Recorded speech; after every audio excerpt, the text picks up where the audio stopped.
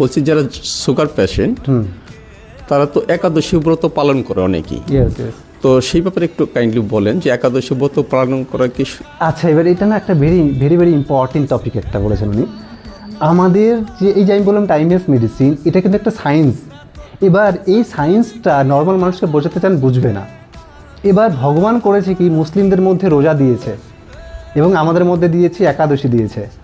এবার যখন ধর্মের নামে কাউকে আপনি কিছু বোঝাবেন, সে কিন্তু ইজিলি মেনে নেবে। সায়েন্স বোঝাতে চান কেউ মানবে না। তাই এটাকে বলা ইন্টারমিডিয়েট ফাস্টিং, ঠিক আছে, যে সন্ধ্যে 6টার পরে আর কিছু খাবেন না। আপনি কি হলো, কোয়েশ্চেনটা কী ছিল? না, বললাম যে একাদশী ব্রত তাদের পালন করাটা ঠিক, এবং যদি সেটা হয়ে থাকে কিভাবে খাওয়ার পদ্ধতিটা একটু কাইন্ডলি বলবেন।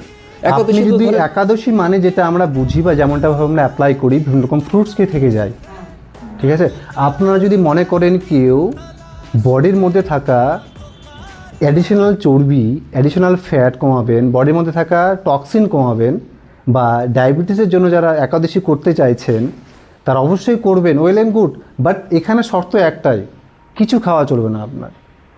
ফাস্টিং তো fasting, not at all fruits, একদমই না।